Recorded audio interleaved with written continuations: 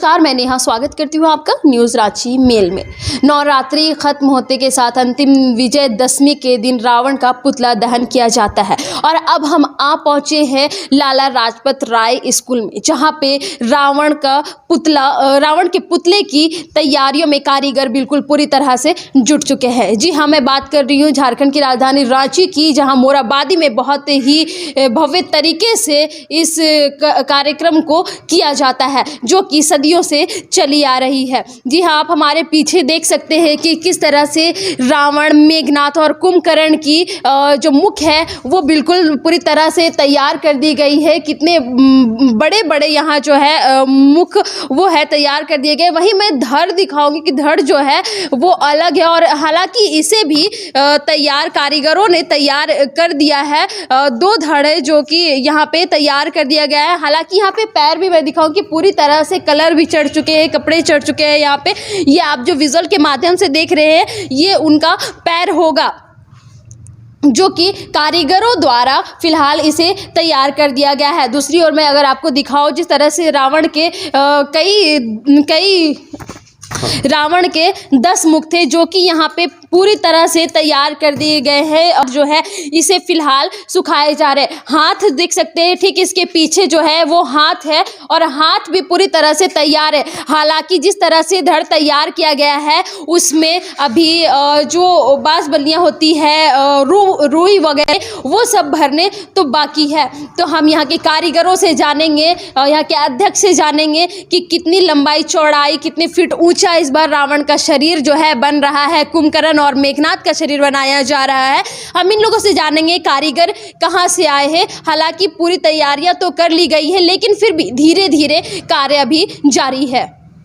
पंजाबी हिंदू बिरादरी के प्रवक्ता हमारे साथ जुड़ चुके हैं, हम उनसे जानेंगे सर इस बार क्या कुछ खास देखने को मिलेगा लोगों को। वस्तुतः हमारी कोशिश ये होती है कि रावण दहन कार्यक्रम में हम हर बार कुछ ना कुछ विविधता जरूर ही लेकर के आएँ।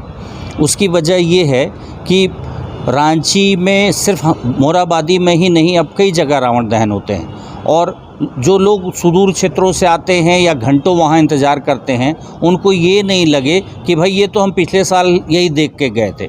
तो इस बार हम चूँकि वहाँ मोराबादी में जहाँ तक हम लोगों की अपनी जानकारी है या लोगों का जो हम लोगों की भावनाएं जो पता चलती हैं, वो मुख्य आकर्षण वहाँ आतिशबाजी का होता है। तो आतिशबाजी हम इस बार भव्यतम करने जा रहे हैं। पूरे झारखंड में पहली बार ऐसा आतिशबाजी होगी मोराबादी मैदान में। जो बड़े बड़े खेलों के आयोजन में या बड़े बड़े आयोजनों में जिस तरह की आतिशबाजी होती है, उसके लिए कोलकाता से पूरी टीम एक आ रही है और वो लाखों रुपए हम उस पर खर्च कर रहे हैं। और ना सिर्फ आतिशबाजी भव्यतम होगी बल्कि रिमोट से ही वो माननीय मुख्यमंत्री और जो भी हमारे विशिष्ट अतिथि होते हैं वो पुतलों का दहन करेंगे मंच से ही।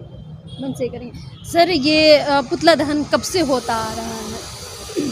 रांची में रावण दहन की शुरुआत 1948 में विस्थापित होकर के जो पंजाबी यहाँ आए थे उन्होंने शुरुआत की थी। उसके 10 साल बाद जब पंजाबी हिंदू बिरादरी बनी तब से ये कार्यक्रम जो है वो पंजाबी हिंदू बिरादरी के द्वारा आयोजित किया जाता है। इस बार रावण का और जो साथ में है उनके जो पुतले हैं वो इस बार कितनी ऊंचाई, कितनी लंबाई, चौड़ाई क्या कुछ होगी, क्या कुछ आकार दिया जा रहा है उनको? वस्तुतः 70, 65 और 60 क्रमशः रावण, मेघनाथ और कुंभकर्ण के पुतलों की होगी ऊंचाई। जी वो क्या है कि ज़मीनी आतिशबाजी जो कोलकाता से टीम आ रही है वो ज़मीनी आतिशबाजी करेगी और हम जो है वो अपने बिरादरी की तरफ से हम आकाशीय आतिशबाजी करेंगे, जो कि इस बार विशेष आकर्षण का केंद्र होगा।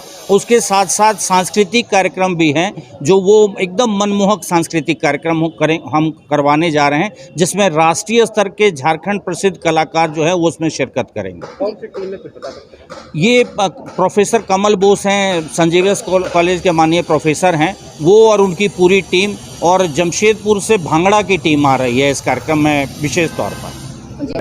जी लंका दहन भी होगा। कुछ इंतजाम होंगे सुरक्षा की तरफ से। हम लोगों को माननीय उपायुक्त और माननीय वरीय आरक्षी अधीक्षक महोदय ने ये आश्वस्त किया है कि पिछले सालों की भांति ही इस साल भी बिरादरी के इस कार्यक्रम में वो अपना हर संभव सहयोग देंगे। वस्तुतः ये आपने मेरे कहने वाली बात कह दी कि इतनी ज़बरदस्त भीड़ होती है कि 2.5 घंटे तक न्यूनतम 2.5 घंटे तक सारा ट्रैफिक जो है वो अस्त व्यस्त हो जाता है। इतनी ज़्यादा तादाद में आए लोगों को एक साथ ऐसे उनको समझाना तो बहुत मुश्किल है, लेकिन फिर भी हम मंच से बार बार ये आग्रह करते हैं कि वो शांतिपूर्वक, धैर्यपूर्वक जिस तरह से उन्होंने कार्यक्रम का लुत्फ़ लिया है वो उसी तरह से अपने गंतव्य स्थल की ओर रवाना हों। एक और चीज़ जानना चाहेंगे, तो रावण दहन हम लोग बार बार करते हैं जी, फिर भी अभी तक संस्कृति हमारी ऐसी है कि लोग कहीं ना कहीं कुछ अपशब्द देखा जाता है, छेड़छाड़ देखा, मतलब मैं कहना चाह रहा वस्तुतः ये कलयुग है और बुराइयां तो हर साल बढ़ती चली जा रही हैं। तो रावण दहन तो हम करते हैं, लेकिन मेरा व्यक्तिगत तौर पर अपना ये मानना है कि हम अपने अंदर के रावण को पहले मारें, बाद में उस पुतले को मारें, तो सबसे बेहतर उस रावण दहन का उसका वो कार्यक्रम करना सार्थक होगा। तो ये हमारे साथ जुड़े थे अरुणा चावला जी, जिन्होंने बताया कि किस तरह से बड़े ही भव्य तरीके से रावण दहन का कार्यक्रम होगा, जहां पे आतिशबाजी भी देखने को मिलेगी। जमीनी आतिशबाजी देखने को मिलेगी। भांगड़ा करने के लिए लोग जमशेदपुर से आ रहे हैं और वहीं मुख्यमंत्री द्वारा रिमोट कंट्रोल से की मदद से रावण दहन किया जाएगा। ऐसे ही ताज़ा तरीन खबरों के लिए बने रहे न्यूज़ रांची मेल के साथ। मैं रिपोर्टर नेहा।